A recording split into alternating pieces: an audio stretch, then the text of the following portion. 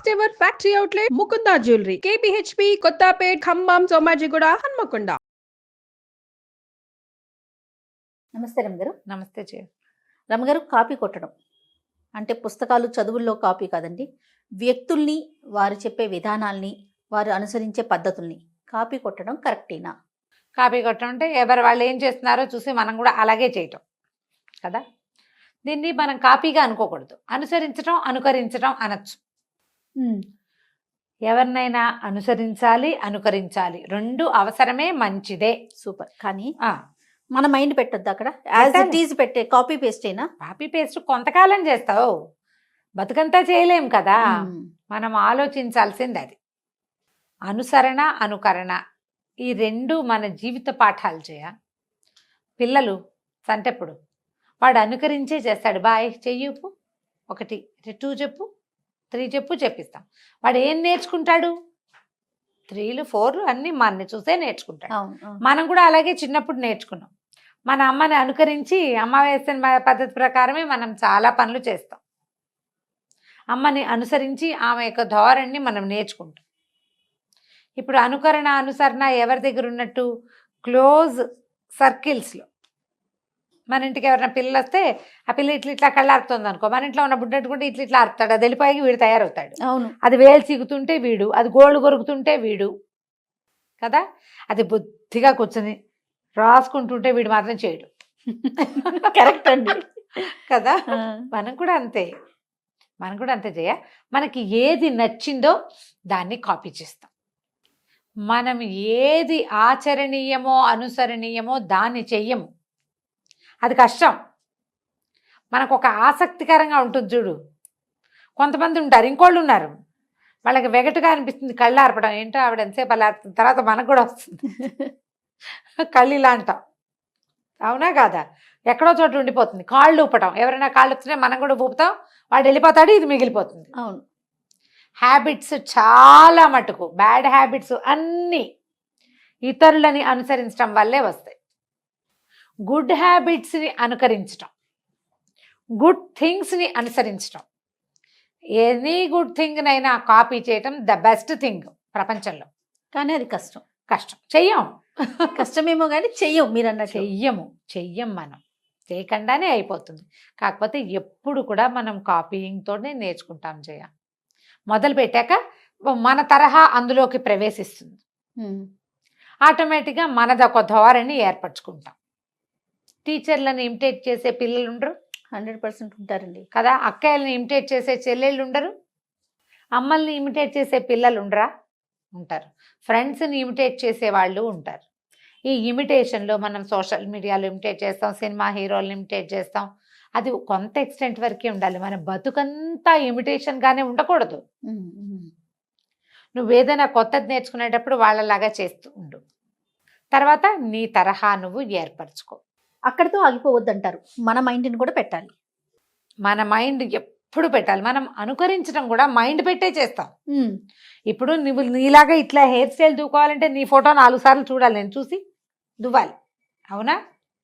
బాగుందో లేదో, తర్వాత నీ ఫోటో నా అద్దం 2 చూసుకుని బాగుందో లేదో డిసైడ్ చేసుకుంటాం. అప్పుడు ఇలా ఉంటే నాకు బాగోలేదు, ఇలా ఎలాగో ఉంటే బాగుంటుంది అని నాకు అర్థం అవుతుంది. అవును. బ్రెయిన్ వాడితే పాయింట్. అంతే తప్ప ఇందాక నేను అన్నట్లుగా కాపీ పేస్ట్కి అసలు ఒక్కర్లేదు రమ్మగారు. బ్రెయిన్ అక్కర్లా. అదే కదా. మీ బ్రెయిన్ వాడండి అని చెప్పడం కోసమే ఇంత ఉపోద్ఘాతం చెప్తున్నాం. సొంత బ్రెయిన్ వాడాలి. కాపీ పేస్ట్ చేయడానికి సొంత బ్రెయిన్కి ఏమీ లేదు కదా. కాపీ పేస్ట్ నేర్చుకుంటే చాలు. మనం అవును, తలకాయ ఎలా దూకోవాలో నేర్చుకుంటే చాలు. మీ మొహానికి సూట్ అవుతుందా లేదా అనేది డిసైడ్ ఆన్ యువర్ ఓన్ కదా. You have to decide on your own. ఆ ఓన్ ఎప్పుడు వస్తుంది? నువ్వంటూ ఒకటి ఉంటే అక్కడ, నీ బతుకంతా ఎవరినైనా చూసి చేస్తుంటే కాదు. అప్పుడు అసలు మనకు ఓన్ స్టైల్ ఏది? మన ఓన్ ఐడెంటిటీ ఉండదు కదా. ఉండదు. నువ్వు ఎప్పుడు ఎవరిలాగానో ఉంటూ ఉంటావు. ఎంతసేపు నీలాగా నువ్వు ఉండు. నీలాగా నువ్వు ఉండగలవా అసలు? అది ఆలోచించ. అది లైఫ్ చేంజింగ్ హ్యాక్స్లో ఇది ఒక పార్ట్. ఎలా రమ్మగారు ప్రాక్టీస్ చేయకపోయినా? ఖచ్చితంగా జయ. మనము ఎప్పుడు కూడా వ్యక్తులు నేను ఇంతే, నాకు ఇలాగే వచ్చు అని చెప్తాం. అవునండి. కానీ నేను ఇంతేనని చెప్పటానికి నోరే తప్ప ఇది ఉందా లేదా లోపల ఉండాలి. నువ్వు కూడా నీకు ఏదైనా నచ్చితే దానిలాగా చేంజ్ చేస్తావు. అప్పుడు నేనింతే ఎలా కుదిరింది కదా. ఈ విషయాలు వస్తువులు చూసేవి చేసే వేషం వాళ్ళు ఎవరో సినిమా యాక్టర్ ఇమిటేట్ చేయటం లేకపోతే ఓ యూట్యూబ్ స్టార్ని ఇమిటేట్ చేయటం కాదు. నేనేంటి అనేది మొదట తెలుసుకోండి. నీకు అవసరమైనప్పుడు కాపీ చెయ్యి, అక్కర్లేనప్పుడు మానే. కాపీ చేస్తూనే నువ్వు బతకక్కర్లా. అన్నిటికీ అంతే చేయ. అందరూ కొన్ని ఫంక్షన్స్కి వెళ్తామా, నేను చూస్తుంటాను సిస్టర్స్ తోడుకోడళ్ళు వీళ్ళంతా ఒకేలా ఉంటారు. బాగుంటుంది ఏదైనా ఫంక్షన్ అప్పుడు అందరూ ఒకే రకం బట్టలు వేసుకోవటం. ఇప్పుడంతా థీములు కదా. అదే బయట కూడా చేయాలంటే చేస్తారా మీరు? అసలు బాగుంటుందా? బాగుంటుందా? మా ఇంట్లో పిల్లలు ఇద్దరు అక్క చెల్లి కూడా ఒకే రకం బట్టలు వేస్తే ఒప్పుకునేవారు. ఏంటి బ్యాండ్ మేళంలాగా మేము వేసుకోం అని పోట్లాడేవారు పిల్లలు. బ్యాండ్ మేళం పనికిరాదు వాళ్ళకి. బ్యాండ్ మేళాలు ఇష్టపడరు. బ్యాండ్ మేళం అలాగే కదా, అందరూ ఒకే రకం బట్టలు వేసుకుంటారు. యూనిఫామ్ కదా. ఆ యూనిఫామే ఇలా మా పెళ్ళిళ్ళలో వస్తే మా ఆడపిల్లలంతా మా అక్కయ్య పిల్లలు ఎదురు తిరిగారు. బ్యాండ్ మేళం బట్టలు గిట్లు ఇలాంటివి పెట్టకండి ఏంటది అని వాళ్ళు చాలా ఎగనెస్ట్ దానికి. ఎవరి స్టైల్ ప్రకారం వాళ్ళు ఉంటారు. ఏ రంగుకి ఆ రంగు ఉంటే బాగుంటుంది. అన్నీ కలిపి ఒకే రంగు తెల్ల రంగు చేస్తే ఏం బాగుంటుంది? ఇది ఆ వాక్యం అవాళ విన్నా 20 ఏళ్ల క్రితం చెప్తున్నాను నేను. వేరు కలర్స్ బాగుంటాయి, అన్నీ ఒకే రంగు వేసుకుంటే ఏం బాగుంటుంది? పిచ్చిగా బాగోదు. ఏదైనా సరే కొంత ఎక్స్టెంట్ వరకు అనుసరించండి అమ్మా, అనుసరించండి. ఇప్పుడు నేను ఒక విషయం చెప్పాను, నేను చెప్పింది చెప్పినట్టు తూచా తప్పకుండా చెయ్యాలనుకోవద్దు. మీకు అది చేతొచ్చేదాకా చెయ్యండి. తర్వాత మీ స్టైల్లో మీరు చేయండి. వంకాయ కూర చూసాం, దీంట్లో చూసేసాం కుక్కరీ షోలో. నేను చెప్పినట్టు చేస్తేనే కుదురుతుందని చెప్తారు పాపం. ఇలాగే చెయ్యాలి, ఖచ్చితంగా ఇలానే చేయాలని చెప్తారు. చెయ్యి. తర్వాత ఇంకా నువ్వు ఎప్పటికీ సొంతంగా ప్రతిసారి అది ఓపెన్ చేస్తావా? బ్రెయిన్ వాడద్దు. బ్రెయిన్ వాడండి. ఐడియాలజీ సొంతంగా చేసుకోండి. మీ సొంత స్టైలు మీ జీవితంలో ఇంకొకళ్ళది అనుబంధం వాళ్ళతో ఉండాలి, అనుకరణ ఉండాలి, వారి ముద్ర ఉండాలి, కానీ వారే మీరుగా మారద్దు. ముద్రలు క్రమంగా పాతబడాలి. మనల్ని చూసి కొంతమంది అనుకరించేలాగా మనం తయారవ్వాలి కదా. అవ్వాలి, లేకపోతే నీది నువ్వే. నిన్నెవరు అనుసరించద్దు, నువ్వెవరిని అనుకరించద్దు. అంతే, నీది నీకే. వంకాయ కూర నేర్చుకున్నారు ఎవరైనా అయితే, అదే వంకాయ కూర నేర్చుకున్నావు, దాన్ని వాళ్ళు జీలకర్ర వేసారు, నువ్వు ధనియాలై చేసి చూడు. వాళ్ళు పల్లీలు వేసారు, నువ్వులై వేసి చూడు. వాళ్ళ పిల్లని వాళ్ళు అదేదో చదివించారు, నువ్వు ఇంకోటిసారి చదివించు. వాళ్ళలాగానే నువ్వు చేయక్కర్లా. అంతే. పోనీ వాళ్ళలాగా మనం చేసినా మీ రకం మీది. ఇలా చూడు, ప్రతిదీ చేయ. ఈ వంకాయ కూరలో నువ్వులా పల్లీలా దగ్గర నుంచి పిల్లాడిని ఇంజనీరింగ్గా ఈసీనా అనేది కూడా కాపీయే. అవును, వాళ్ళ పిల్లాడిని వాళ్ళు ఐఐటి పంపించారు కాబట్టి మన పిల్లాడు వెళ్ళకపోతే కుదరదని. ఎందుకు వీడి శక్తిని అనుసరించి వీడేదో చేస్తాడు కదా. మనం ఆ చిన్న విషయం దగ్గర నుంచి ఈ పెద్ద విషయం దాకా, పండక్కి వాళ్ళు 10,000 పెట్టి బట్టలు కొన్నారు కాబట్టి మనం కూడా 10,000 పెట్టి కొనాలి. మన శక్తిని అనుసరించి కొంటాం, మన అవసరాన్ని బట్టి కొంటాం. వాళ్ళు 10 మనము 10 అయినంత మాత్రాన కాపీ అయినట్టు కాదు అది. మీ స్టైల్ ప్రకారం మీరు చేయండి. ఆలోచన మార్చుకోండి, చాలా ప్రధానమైనది. ఏంటంటే మనం కొంత మటుకు అనుసరించాలి. మనము అలా గుడ్డిగా అనుసరించవలసింది ఎవరిని? భగవంతుణ్ణి, గురువుని. ఈ 2 గుడ్డిగా అనుసరించాలి. మిగిలిన అందరినీ చూసి బాగుంది, వీళ్ళ పద్ధతి చాలా బాగుంది అని తీసుకోండి సరదాగా. తర్వాత అందులో మీదైన మీ పద్ధతిని చొప్పించుకోండి, ఓన్ చేసుకోండి దాన్ని. వాళ్ళ ఐడియానే ఓన్ చేసుకోవద్దు. ఆ ఓన్ చేసిన దాంట్లో మీ ఓన్ రంగు కొంత వేయండి దానికి. అది మీకు ఎంత సాటిస్ఫాక్షన్ ఇస్తుందో ఒకసారి ఆలోచించండి. సెల్ఫ్ సాటిస్ఫాక్షన్ అనేది ఒకటి ఉందా? ఎవరినైనా ఇమిటేట్ చేయడంలో ఎంత సాటిస్ఫాక్షన్ ఉందో, మీ ఓన్ థింగ్ని దాంట్లో చొప్పించడంలో దానికి 100 రెట్లు సాటిస్ఫాక్షన్ వస్తుంది. నాది గ్యారెంటీ. నిజంగా మీరు ఏదైనా సరే, ఎలాంటి విషయమైనా, ఇప్పుడు అక్కయ్యలేవో వస్తువులు కొనుక్కుంటారా, చాలా బాగున్నాయి అంటారు, బాగుంది అంటుంది. వాళ్ళ ఇంటికి వెళ్ళినప్పుడు చూసాం, నచ్చింది మనం కూడా కొనుక్కున్నాం. అది కాపీ కాదు. వాళ్ళు ఫాలో అయ్యారు, వాళ్ళు చేస్తున్నారు, వాళ్ళ ఇంట్లో చూసాం. ఇవన్నీ కాపీలా అని అనుకోకండి, అవన్నీ కాపీ కాదు.